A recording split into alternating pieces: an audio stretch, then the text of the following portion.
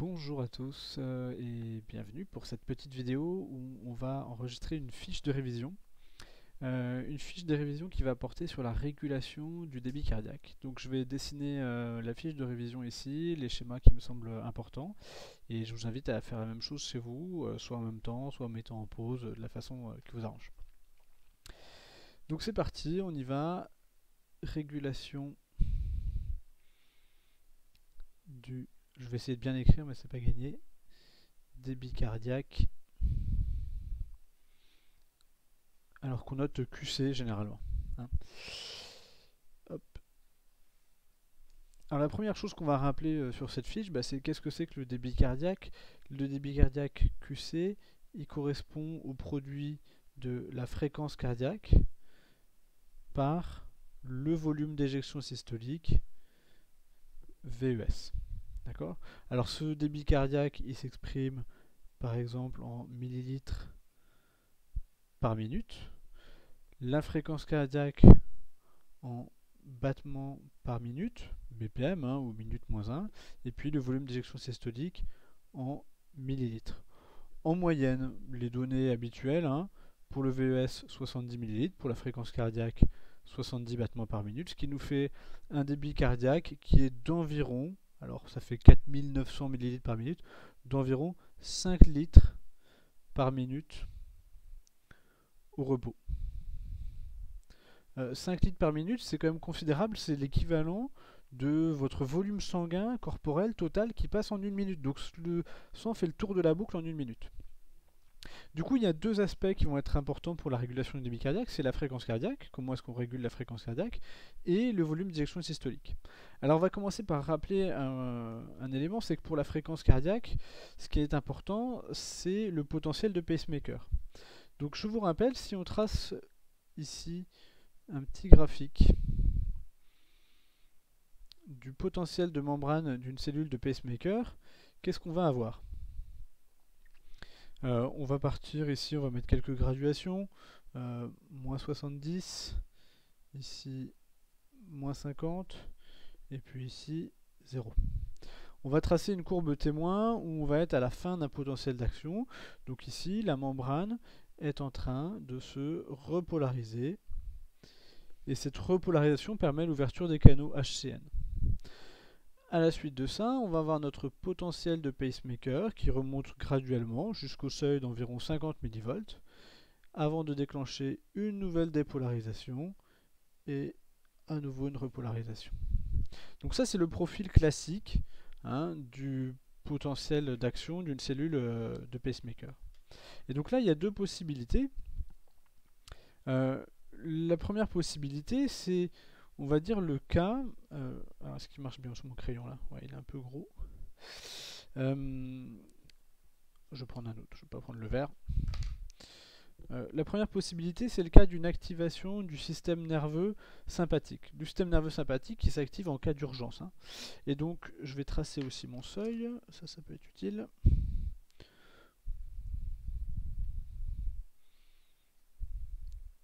Voilà, donc ça c'est le seuil à partir de lequel les canaux voltage dépendants vont s'ouvrir. Et donc si j'ai une activation du système nerveux sympathique, eh bien la pente du potentiel de pacemaker sera plus importante. Et le reste du potentiel d'action sera le même par contre. Et donc là, je vais avoir mon potentiel d'action classique avec ma repolarisation et ainsi de suite, à nouveau derrière un potentiel de pacemaker. Donc ça, c'est ce qui se passe dans le cas d'une activation du système nerveux sympathique. Autrement dit, sous l'effet de l'adrénaline ou de la noradrénaline. Deuxième possibilité, ici, c'est l'activation du système nerveux parasympathique. Alors dans ce cas-là, je vais avoir plutôt une hyperpolarisation et puis un ralentissement du potentiel de pacemaker. Du coup, le potentiel d'action est décalé dans le temps et il survient plus tard. Donc là, c'est parasympathique. Ce système nerveux parasympathique, il va agir par l'action d'un nerf qui est le nerf vague, qui est le dixième paire de nerfs crâniens, qui libère, lui, l'acétylcholine. D'accord? Donc ça, c'est les deux effets qui vont permettre d'accélérer ou de ralentir la fréquence cardiaque. Hein. Ici, dans le cas de la gauche, j'ai une augmentation de la fréquence cardiaque. Et ici, j'ai une diminution de la fréquence cardiaque. On parle d'effet chronotrope. Hein. Un effet chronotrope négatif quand j'ai une baisse de la fréquence cardiaque et positif quand j'ai une hausse de la fréquence cardiaque. Alors dans le deuxième schéma qu'on va faire ici, on va faire un gros schéma ici où on va voir comment les neuromédiateurs agissent sur les cellules du tissu nodal. Donc on va mettre régulation. C'est un schéma de régulation de la fréquence cardiaque, mais qui va se faire au niveau cellulaire.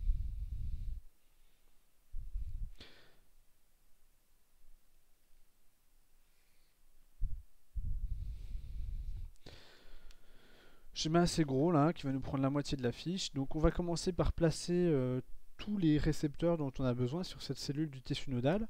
Toute la partie de gauche de la cellule va concerner plutôt l'effet de l'acétylcholine, toute la partie de droite, l'effet de la noradrénaline et de l'adrénaline.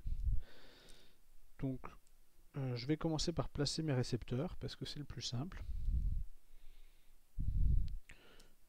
Donc je vais le faire en bleu. Voilà, à peu près ici. Hein. Voilà, ça c'est mon récepteur à l'acétylcholine. C'est un récepteur de type muscarénique. Donc M, ACH pour acétylcholine et R pour récepteur. Récepteur muscarénique, c'est un récepteur métabotrope, on va le préciser après. Ensuite, au centre, là, je vais avoir une protéine assez grosse qui est l'adénylate cyclase.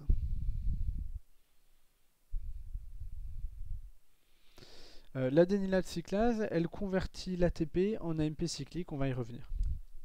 Et puis, ici en rouge, le récepteur qui est également un récepteur métabotrope, voilà, qui est un récepteur bêta-adrénergique, et donc qui va recevoir l'adrénaline ou la noradrénaline.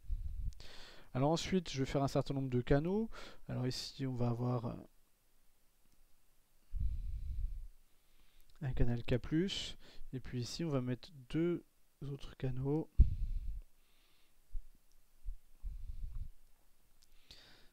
Un canal HCN et un canal calcium. Voilà, avant de faire tout le tour de ma cellule, je vais rajouter quelques jonctions gap. Alors, hop, on va les faire comme ça. Alors, c'est des jonctions un peu doubles, hein, puisqu'elles se font entre deux cellules adjacentes. C'est des octomères de connexine. Bon, voilà, on va mettre un petit point comme ça.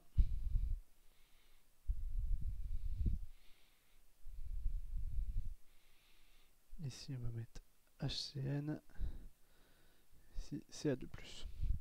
Voilà, et donc là, je vais pouvoir tracer ma membrane plasmique, ma bicouche phospholipidique.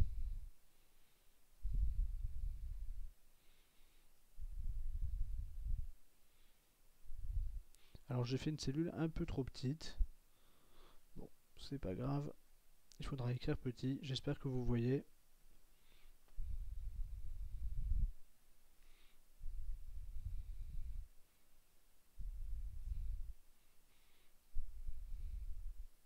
Voilà, et là de l'autre côté donc des jonctions gap hein, qui fonctionnent comme des synapses chimiques, j'ai une deuxième cellule qui va pouvoir recevoir la dépolarisation.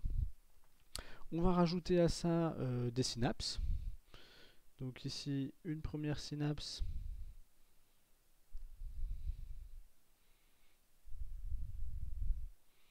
qui provient donc des fibres nerveuses sympathiques. Hop, hein, on fait la bicouche lipidique, il n'y a pas de raison qu'on change d'échelle.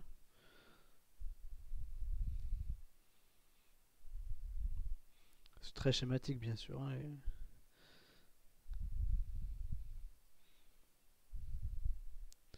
on ne représente pas les protéines SNER, etc. Voilà, et donc j'ai mes deux synapses. Ici, on est en provenance du nerf vague. Et ici, une fibre sympathique. Donc les neuromédiateurs, bon, on va faire des petits triangles ici.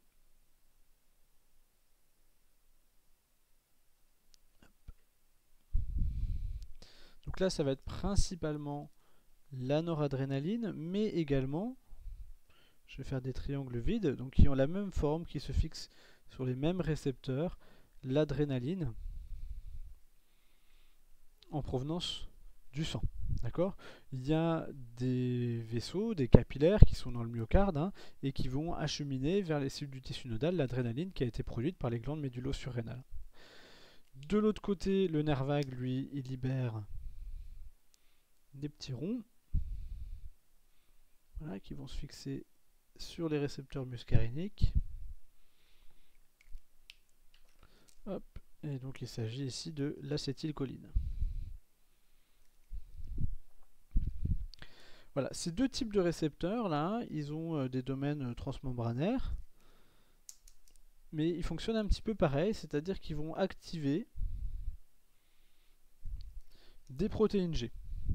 Alors, c'est pas la même protéine G dans les deux cas. D'un côté, je vais avoir ici une protéine G qu'on va appeler inhibitrice. Donc je vais mettre ici un GI. D'accord ? Et cette protéine G inhibitrice, elle a pour effet d'inhiber l'adénylate cyclase qui est ici. Elle va également stimuler, alors je ne l'ai pas redessiné, hein, ici, des canaux K+, ce qui engendre une sortie d'ion K+,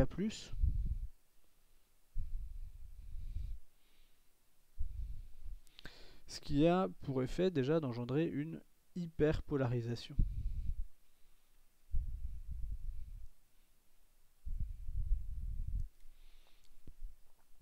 Si j'ai une hyperpolarisation, je me retrouve ici, je pars de plus bas hein, dans mon potentiel de pacemaker.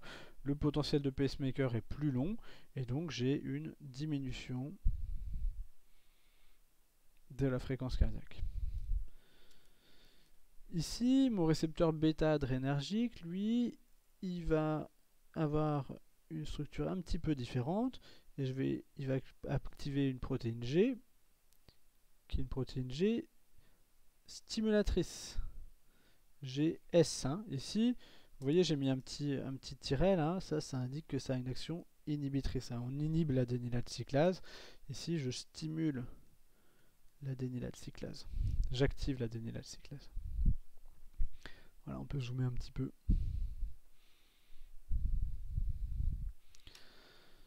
Alors, quel va être l'effet de l'adénylate cyclase ? Eh bien, l'adénylate cyclase, elle convertit l'ATP en AMP cyclique. Donc elle va hydrolyser deux groupements phosphates, là, les séparer, et puis cycliser le dernier. Et la concentration d'AMP cyclique, c'est un signal qui permet d'activer ensuite des protéines kinases variées. Alors là, on a des actions qui sont relativement complexes, on ne va pas rentrer plus que ça dans le détail. Et ces protéines kinases, elles viennent stimuler les canaux HCN. Du coup, j'ai entrée de cations, alors ça va être du calcium et du sodium. Hein. Na+, Ca2+. Ces canaux HCN, c'est les funny channel, hein, c'est eux qui sont responsables du potentiel de pacemaker. Et les protéines kinases vont également activer des canaux calciques, ce qui permet une entrée de calcium dans la cellule. D'accord ? Qui dit entrée de cation dit forcément, je vais rester en noir. Dépolarisation. Hein.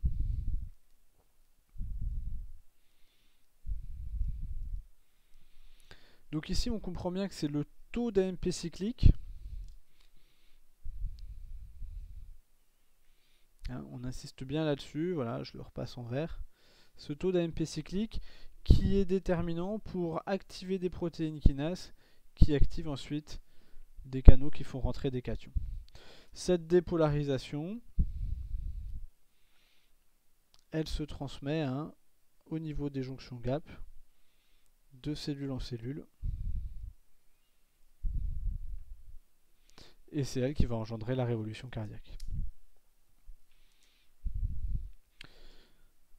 Voilà, on peut repasser, on peut mettre un petit peu de couleur, on peut repasser nos membranes plasmiques en jaune. Voilà, un bon feutre jaune, c'est toujours pratique. Hop.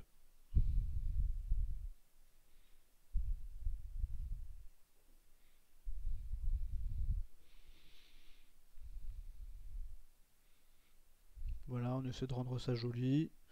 Bon, je fais ça vite, hein.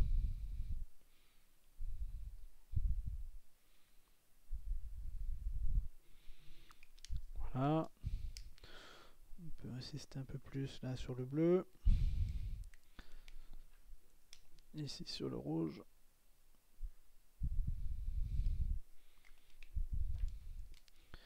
Et ici sur notre adénylate cyclase, qui est une protéine membranaire. Hein. Et on voit bien ici que notre schéma, il se coupe vraiment en deux. Hein.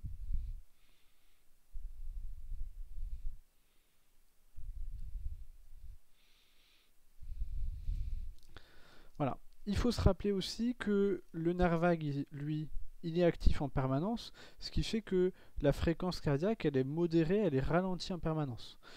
Ce système-là va être actif, lui, en cas de stress, en cas d'effort physique, et permet d'accélérer la fréquence cardiaque.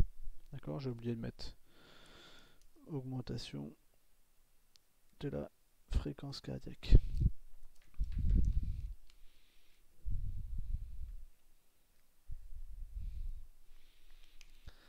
Donc ça correspond à des effets chronotropes, on a dit. Hein. Dans le cas du côté gauche, on va parler d'effets chronotropes négatifs.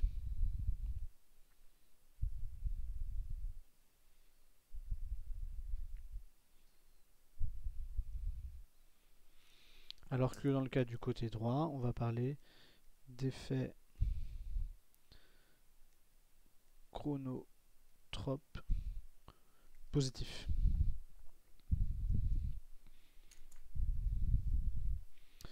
Voilà. Un petit peu d'orange sur les jonctions gap. Et on a un beau schéma. D'accord? Donc ça, c'est la pédale de frein. Ça, c'est la pédale d'accélérateur. On a bien compris donc comment était régulé au niveau, je vais le préciser quand même, qu'on a ici une cellule de pacemaker. Comment a été régulée la fréquence cardiaque. Donc on a vu comment a été régulée la première donnée ici du débit cardiaque. On va maintenant parler de la régulation du volume d'éjection systolique avec des schémas un petit peu plus petits qu'on va garder sur le bas de la fiche ici. Alors, régulation de VES. On va revoir ici un schéma important que vous avez dans le polycope. Alors, est-ce que j'ai mon polycope là? Non, je vais vous le chercher.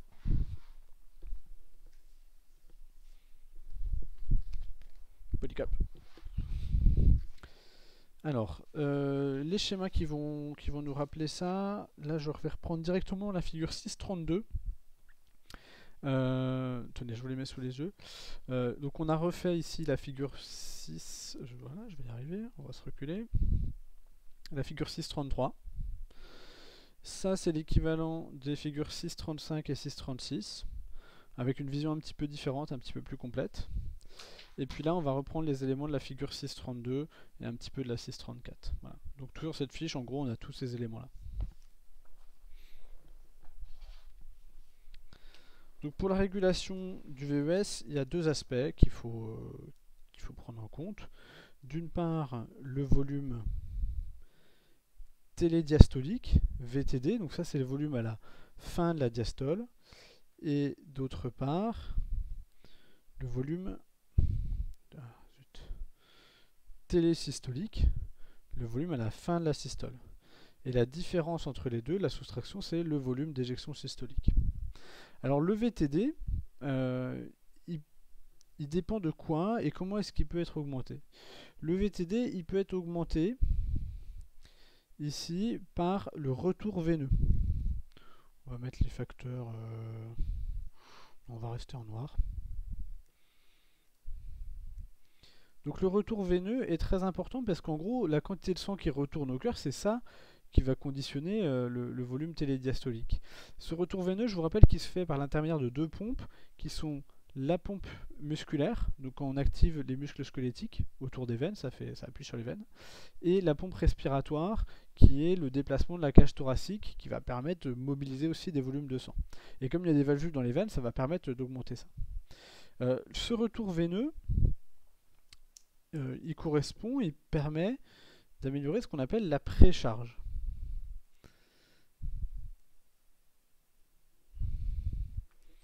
C'est la précharge. La précharge, c'est quoi? C'est le fait que le cœur se remplisse davantage, et plus le cœur est distendu, plus la force de contraction du cœur est importante. C'est ce qu'on appelle aussi la loi de Starling.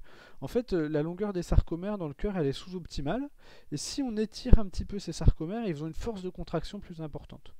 Donc plus mon retour veineux est important, plus le cœur est distendu, plus sa force de contraction sera importante aussi. Donc à l'effort, on a un retour veineux qui est plus important, on peut augmenter VTD. Ensuite, le volume télésystolique, lui, il peut également diminuer par l'effet de ce qu'on appelle donc la contractilité. Ça, c'est l'effet de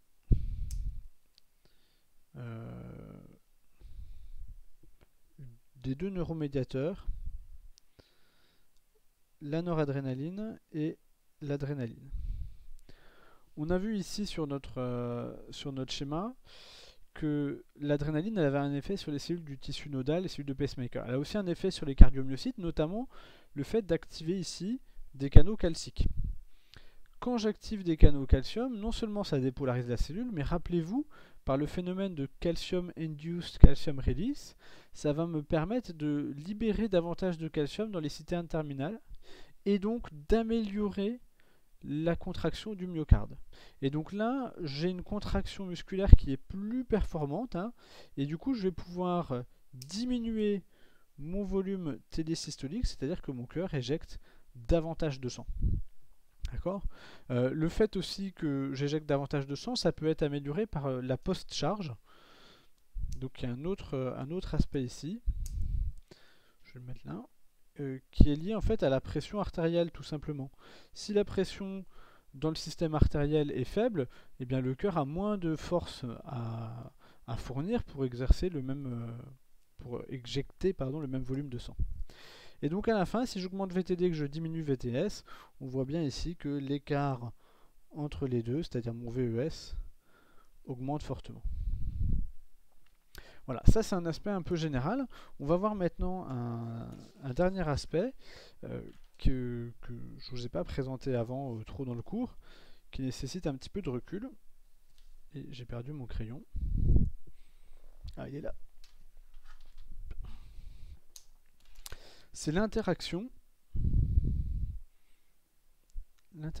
entre les deux paramètres, entre la fréquence cardiaque et le volume d'éjection systolique. Alors on y va.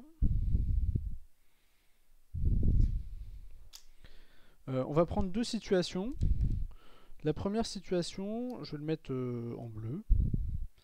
C'est une situation où on est au repos.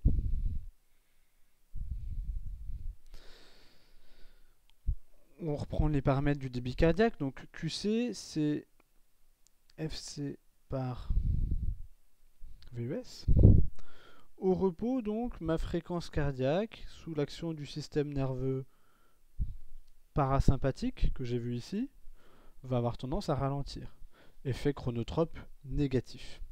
Du coup, si ma fréquence cardiaque ralentit, le temps de remplissage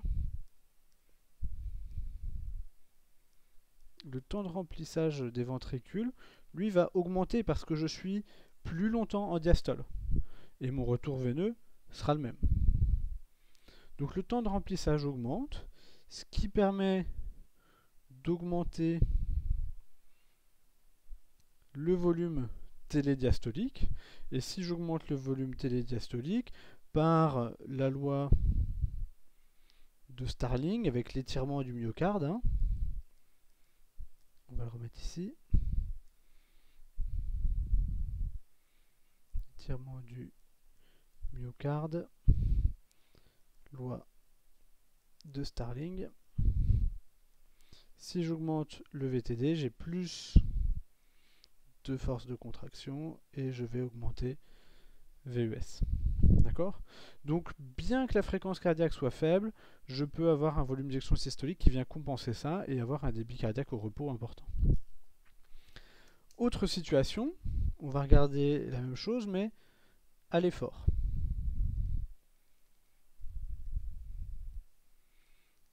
Alors, à l'effort, là, on est un petit peu embêté parce que si je regarde mes paramètres, la fréquence cardiaque augmente. Donc, la fréquence cardiaque qui est ici, elle va augmenter. Et du coup, le temps de remplissage, lui, il diminue.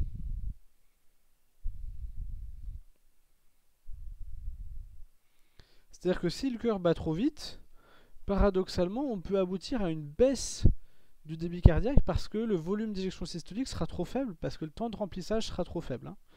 Donc le temps de remplissage, il diminue, ici. Du coup, là, dans mes différents paramètres, VES, je vous rappelle, c'est VTD moins VTS.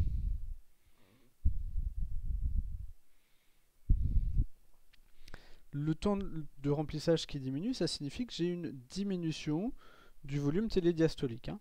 D'accord ? Un effet négatif sur le volume télédiastolique. Et donc, logiquement, je pourrais avoir une diminution ou un débit cardiaque qui soit stable, bien que j'ai une augmentation de la fréquence cardiaque. Donc ça, c'est pas souhaitable. Mais heureusement, il y a deux autres paramètres qui vont rentrer en ligne de compte. Le premier paramètre ici, qui me permet d'augmenter VTD, c'est le retour veineux. Le retour veineux qui va être très important à l'effort, puisque je vous rappelle que les deux pompes, on les a citées avant, c'est la pompe musculaire, et donc à l'effort, elle est activée, et la pompe respiratoire est à l'effort, elle est activée également. Donc l'un dans l'autre, bien que le temps de remplissage soit divisé par 2, le retour veineux qui augmente permet de maintenir le volume télédiastolique stable. Et si vous regardez sur la figure de l'effort ici, figure 6.61, vous voyez que le volume télédiastolique, on vous l'indique comme stable. Donc l'influence positive et négative, là, se compense. D'accord ? En revanche, si vous regardez le volume télésystolique, lui, il augmente un petit peu, de 20%. La fréquence, elle augmente de 100% et le débit cardiaque, du coup, de 120%. Alors pourquoi le volume télésystolique, il augmente ? Eh bien, parce qu'on va avoir l'effet positif, ici, de la contractilité liée à l'adrénaline. Contractilité, adré et noradrénaline, qui permet que le cœur s'écrase davantage et donc éjecte davantage de sang. Voilà donc pour cette petite fiche qui reprend plusieurs éléments du chapitre, hein, que ce soit aussi bien lié à l'automatisme cardiaque, voilà, j'essaie de prendre du recul, hein, à l'automatisme cardiaque, au calcul du débit cardiaque, à l'effet sur la fréquence cardiaque des différents neuromédiateurs et l'interaction de ces différents paramètres. Je mettrai en lien la fiche scannée en entier de façon à ce que vous puissiez la refaire, voire l'imprimer chez vous. Bonne révision!